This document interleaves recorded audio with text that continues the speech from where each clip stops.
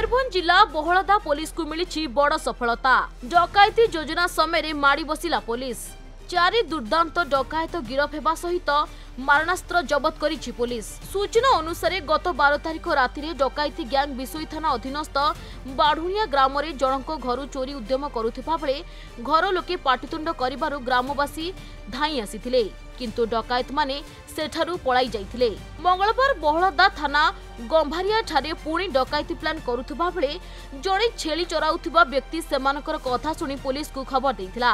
एहा परे पुलिस सतर्कित माड़ी बसी सेमानंकु गिरफ करिछि।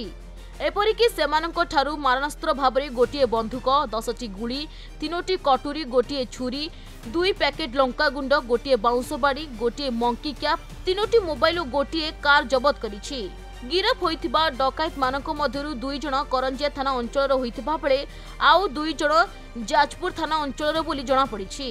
तेबे अन्य डकायत मानकु बहुत शीघ्र गिरफ कराजिवो बोली थाना अधिकारी कहिसंती। 12 तारिख रविवार संध्या प्राय 9टा पाखापाखि आपणकर मो पछरे बसुवा जो 4 जण गिरफ क्रिमिनाल सहित अन्न माने तांको घरे डकायत करथिले एवं सेटु लोक गाँ लोक उठिबार समान फरारी हेइथिले एवं ए बाबद एसपी एवं डीआई साहब निर्देश मुताबक चारिआडे पेट्रोलिंग नाका ड्यूटी कड़ाकड़ी होतला।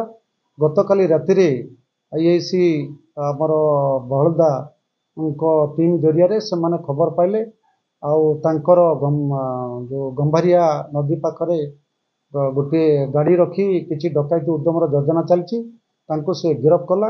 ए बाबद गोटे गाड़ी, गोटे बंधुक, 3टी मारणास्त्र सहित 3टी मोबाइल जबत होती एवं आमर जो एसडीपीओ गोकुलानंदकर सी निजे भी तार इन्वेस्टिगेशन सब पॉइंट को टच करके आहरी जो फेरार आसामी अच्छा तुरंत केमिति धरा जिवो ता प्रति पदक्षेप निया। मयूरभंज प्रदीप्त होतांक रिपोर्ट, खबर ओडिशा।